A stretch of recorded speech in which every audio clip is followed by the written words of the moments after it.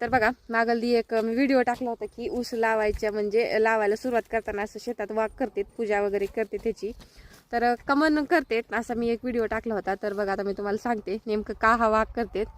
तर मंडळी कसं आहे ना, ही एक म्हणजे जुनी परंपरा आहे आपल्या, म्हणजे आजी आजोबांपासून चालत आलेली ती, म्हणजे आपण अशी पुढं चालवायचं त्याचं एक कारण आहे. आणि अशीच आपण ही परंपरा पुढे चालवायची बरं का. आणि दुसरी गोष्ट म्हणजे पहिली जुनी माणसं काय करायची माहिती का, हा वाघ करायचा, ह्याची पूजा वगैरे करायची नारळ फोडून. आणि ज्यावेळेस आपण ऊसाची पहिली कांडी टाकतो का त्यावेळेस असं मोठ्यानं ओरडायचं, वाघ आला रे वाघ आला. आणि हातातल्या ज्या अशा घेतलेल्या ज्या कांड्या असतात का त्या अशा फेकून द्यायच्या रानामध्ये म्हणजे आपल्या वावरामध्ये. आणि जी छोटी छोटी लहान लहान लेकरं होती का त्यांनी त्या खाण्यासाठी गोळा करून घ्यायच्या. म्हणजे असं काहीतरी एक तर म्हणजे मनोरंजन पण व्हायचं आणि एक शुभ काहीतरी म्हणजे काम करावं म्हणून हा वाघ केला जायचा. बरोबर आहे का? कोणाला माहिती मला कमेंट करून नक्की सांगा बरं का ही गोष्ट.